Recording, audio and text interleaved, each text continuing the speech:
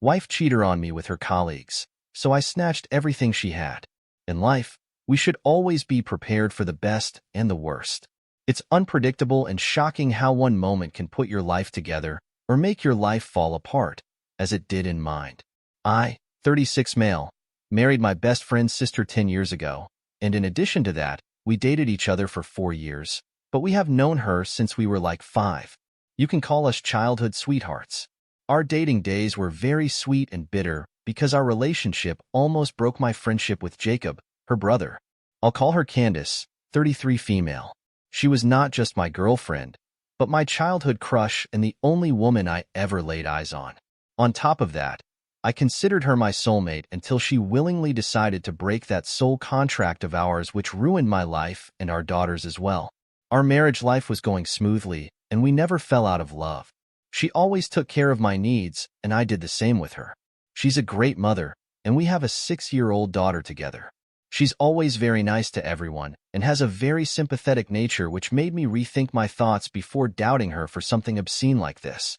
I'm a lawyer and always occupy with different cases, which pushes me to spend more time with my case files and my chamber and less time with my wife. But I always make sure to be there for her to make everything special and to make her feel the same way as she did back 10 years ago on the day. I proposed to her if she wanted to marry me, and she immediately said yes. Candace works as an assistant manager at my brother's company, and she is always present and attentive in her work, but that has never stopped her from being a good wife or mother.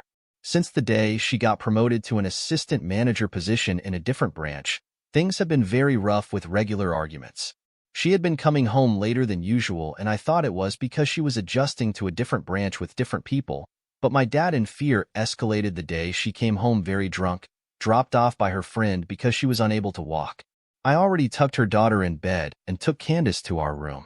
I was changing our clothes when something caught my eye. I saw 2 huge hickeys on her back and one on her shoulder. Something inside my stomach turned up and down, and I felt the anxiety creep in and lots of other thoughts on how and why. I kept my composure, relaxed my mind, and let myself not overthink and doubt her. I headed towards the living room and started preparing myself for tomorrow's case. But my mind was still revolving around those hickeys and how she got them. After all of that thinking, I decided to confront her the next day before she left her work. Her cold and irritated behavior was already bothering me, and all these little details were the cherry on the top. I never knew our marriage would turn bitter after 10 years of sweetness, and maybe it was just a phase. I went inside our bedroom, and her phone was continuously buzzing every second. My mind was questioning who could be texting her.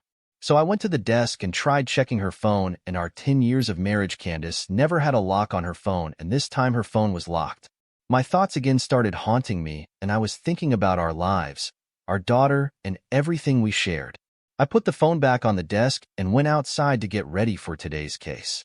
I went inside the kitchen and started preparing breakfast for Candace and her daughter. I placed the dishes on the table and suddenly felt someone hugging me from behind. I turned around and saw Candace smiling and hugging me tightly. I hugged her back and felt relaxed. But there was another thing that caught my mind. She always wore rose and vanilla mixed perfume, and today, she smelled like men's perfume and her hair reeked of smoke as if she were smoking. All these little details made me not hug her back.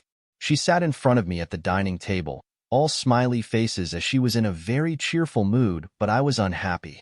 So I asked her the reason behind her happiness.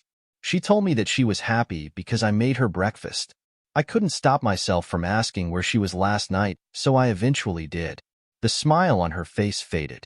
She apologized and told me that she forgot to inform me about the welcome party in her new office where she was forcing herself not to drink, but eventually ended up drinking a lot.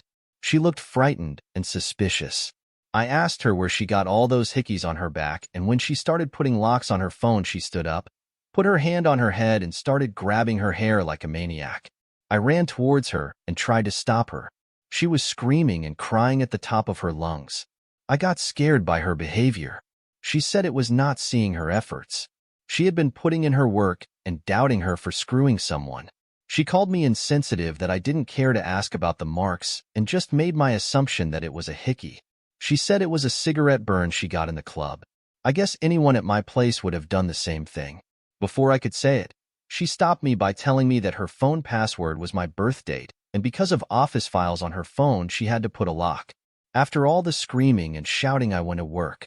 During my work, I couldn't stop thinking of different possibilities, and I wanted to talk to my brother James about it, but her marriage privacy was another thing that would make Candace more upset. So I just tried to forget it. I don't know. I found Candace's behavior very suspicious. I went back home, and her little daughter Lily was playing with her toys. In the bedroom, I heard Candace giggling and talking to someone. She was not laughing in a fun way, but more on a flirty way. I headed towards a room and overheard her saying, "How red is it?" What was she talking about? Giggling. As soon as I opened the door, she immediately hung up the call and gave a fake laugh. She got scared. I asked her to whom she was talking while pretending to be searching for something. She shrugged off by saying it was just a friend and left the room. Nope, it wasn't just a friend. There was indeed something going on with the way she was acting and gaslighting me into thinking differently. That evening, she was wearing the backless top, and her hickey was visible to me. It was very dark and red, and it was not a burn. I know I love her, but I can't act like a fool in love and let her pull crap under my nose. I can't stop myself from suspecting her. Update 1. It's been 3 weeks since my last update. It was pretty hard for me to do anything after seeing those hickeys, or whatever she called it. Let me tell you guys, my instinct was right, and I was not overthinking. Candace continued with her shady activities, so one day, I decided to stay up and check her phone after she went to sleep. That evening, I was doing my work in the living room, and she was on her phone for 2 straight hours, looking worried while texting someone. I didn't ask because she was only going to lie straight to my face. After an hour, she was inside our bedroom sleeping peacefully. And let me tell you guys, we haven't had sex for a month now. Even on days I tried initiating it, she told me she was tired, but it never let it be the reason for the argument. As I was about to reach for the phone, it started buzzing, and it was an unknown number calling her. I took the phone outside the room and answered the call. There was a woman on the other end screaming something which almost made me throw up. The woman was screaming and saying that she finally found her number, and if she did not stop screwing her husband, she would tell everyone in the office and make her jobless. As soon as she finished her sentence, I told her I was her husband, and there I would be some misunderstanding. The woman, whose name is Jenny, was the wife of Matthew, who works in the same office as Candace. She gave me her address and asked me to meet her as there was something she wanted me to know. Let me tell you guys, the worst thing to experience in life is getting stabbed by the person who took an oath to be there for you for the rest of your life. All this while I was praying and wishing that all my assumptions turned out to be false. I loved her, and I didn't want to think that on the days she refused to sleep with me, it was because she was sleeping with her colleague. The next day, I went to meet Jenny. She was pregnant and younger than me and Candace, which made me feel bad for her. She was 8 months pregnant. She told me that her husband was cheating on her with Candace. Her eyes were teary, and for some reason I couldn't cry, and felt the only emotion, which was anger. It felt sad and a very cruel thing to do to your pregnant wife, and my wife was a part of it. She opened the tab, and it had obscene images of Matthew and Candace. Not just pictures, but a video of them having sex. Jenny got those videos from Matthew's phone last evening, and they had a confrontation. That was the reason Jenny was worried and texting someone last evening. I felt a taste of bile in my mouth and cried my heart out. I asked her to send me all those pictures and promised her that Candace would suffer for wrecking her house. She told me that she was going to file for divorce, but I intentionally asked her to wait a few days so she could enjoy the disaster as well. After leaving Jenny's house, I drove off to my brother's place. He has 2 kids and has always been a great advisor in my life. I drank a lot while sitting next to him until I passed out. After 2 hours, I woke up with a throbbing pain in my head, and my brother was sitting on a sofa, rubbing my feet. After having a warm cup of espresso, he started asking me different questions and I understood none. I gave him my phone and asked him to open the gallery and see what's inside. He looked disgusted and immediately put the phone on the table. I told him about everything, and there would be he interrupted me and gave me more information that she had been cheating before the promotion. In her previous team, Matthew was her team leader, and there could be a way she did that for a promotion. One thing about Candace that I forgot to mention is her greed. She was never a gold digger and earned her own money and always bought her stuff. But she was greedy for fame and position, and I was not surprised if that was the case. James was the owner of the company, but he always worked from home because his wife Rose was half paralyzed, and that's another story. Anyway, he's a great brother and a husband. I asked him why he didn't tell me all of this. He said he was investigating into the matter and didn't want to take any action basis on the rumors. He didn't have any evidence to prove his point, so remained shut. I drove off home and had already practiced acting normal like nothing had happened before. As I went in, Lily came running towards me and I held her in my arms giggling. Candace walked towards me, kissed my lips, and told me happily that she made my favorite lasagna. I felt like throwing up. After the dinner, well, it was hard to eat with her, and I wanted to put an end to this as soon as possible. She is evil, a narcissist, and one hell of a gaslighter. I was going inside my office, but Candace hugged me from behind. I turned my face towards her. She was wearing her red satin slip dress. She used to look beautiful, but today she looked so disgusting to me that it was hard for me to look at her. She asked me whether I picked up that call last night, to which immediately said no. She again asked me and told me I could tell the truth and she wouldn't be mad. But I was no fool and I disagreed again and kissed her lips. I was following her path of lying and gaslighting the situation. She pushed me onto the bed and whispered in my ear that Lily had slept. I asked her if she was feeling tired as usual. She looked at me in disbelief and refused. I tried resisting, but I gave in. I did it also to humiliate her later. It's going to hit her hard after she will know that I already knew about the crap she pulled and how effing disgusting she is. It was the most thrilling sex we ever had. It wasn't guilty about how it was going to make her feel. She was using me for emotions, so this time I used her. After she slept, I took my arm from under her head, left the room, and headed towards my office. I had 3 missed calls from James. I called him back, and he asked me to meet him tomorrow as it was something he couldn't tell me on the phone. I went inside Lily's room and looked at her. I felt so bad. It made me so angry at Candace that I felt like killing Candace. How could she steal her own daughter's childhood and her happiness? I'm just not able to sleep thinking about what is stored for me next. I will make another update after I get done with everything. Update 2. It took a while for me to update you guys as I was busy making my wife jobless and the divorce status. So instead of updating regularly, I thought of doing it after sorting out everything. So in the morning I drove off to James, and he was in the company's office. James showed me something on the computer. There were pictures of Candace with different men, and one of them was from our school, Richard, who was her team leader. As I said, James was investigating the matter, and he found that Candace was hooking up not only with Matthew but others too. The employees had confessed to James that Candace was a very easy woman, and she used to go to the club with them. She had sex with Richard because he promised to promote her to assistant manager, which he did, and she did the same with Matthew. James recorded the conversation for the jury of the company, as the company here has strict no dating rules and many employees are going to get jobless along with Candace. Candace was beautiful. She was always attractive and knew how to take advantage of that. James sent an email to the different branch where Matthew and Candace were working or screwing. Half of the time I didn't know what to do and just sat there hopelessly. As soon as the branch received the email, Candace started calling out everything from Jenny. She looked at me for a moment and started gaslighting me again, saying that I was never there and always busy with work, so she couldn't resist. Lily came inside and Candace was going to take her, but that's when I stopped her from showing fake concerns about us. I told her that I had already filed for divorce, and that was the reason she had been fired from her job. I will have custody of our daughter and take care of her needs.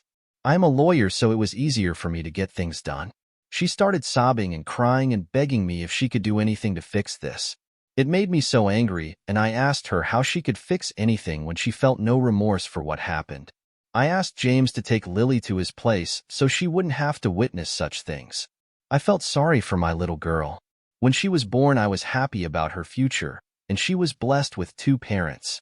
Being raised by a single parent, I never wanted my daughter to go through the same in her life. I asked Candace if she wanted to tell her brother Jacob, my best friend, about this. She got so scared. I gave her the divorce paper and asked her to sign it and put an end to this. As she was going to sign, a pleasant surprise came to her. My mother, her parents, and her brother came, and it was his idea to humiliate her for what she did. Her house was named after my daughter, so Candace had nothing except her own money or savings.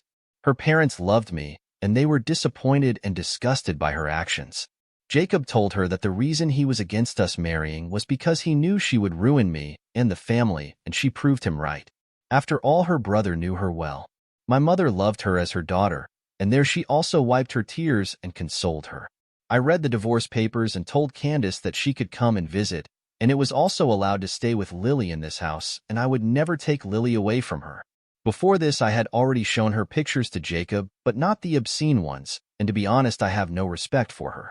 I would have forgiven her if it were a one-time thing, but doing something wrong is one thing and being proud and continuing it again is another thing, and she chose to destroy it all alone. There were times when I was indeed busy and didn't take her out or spend time with her, but I did my best and I learned from it. When I tried giving her time, I guess I was late. I never saw her narcissistic side because I was blind, but I cannot forget those two hickeys. Anyhow, whatever happened can't be undone, and I do miss the old her. My mother asked me if I wanted to stay with her for a while, and I told her that I wouldn't, and I would be living here, but for now on she will stay with me. Candace's parents scolded her and said many cruel words to her. They were very respectful writers and doctors, and she put dirt on their names and fame. Jenny, on the other hand, also got divorced and went to a different city to live with her parents.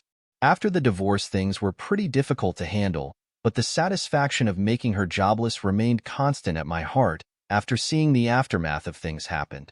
It was hard for Lily, but then she loved spending time with her grandmother playing and coloring, and sometimes she was all sad because obviously the kid who misses her mother. And as for Candace, she got her new profound freedom to go and meet different guys regularly. She visits Lily on a daily basis, and we never see each other because whenever she came I was already in my office, and from the window, I saw Matthew dropping her off for a week, and after that bit was someone else. It was not just friends. She gave them proper kisses after coming out of the car. Was she always like that? I was too blind to see, and honestly, guys, I dodged a bullet, but after 14 years of togetherness, I am still shocked. And if it were not for the lack of communication, I would have never known. It's been a month now, and I am busy with my cases and all.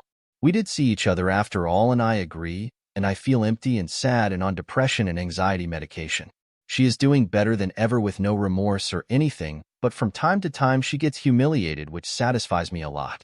But in the end, I would like to say that she was a lesson for me to learn, and I was just there to let people see the real Candace behind the mask. Her parents hate her, and she is not getting jobs and just humiliation from mutual friends, but she is still very proud and continuously doing what she does. But apart from the rest, I only want the best for my daughter, a happy childhood and a great future filled with love.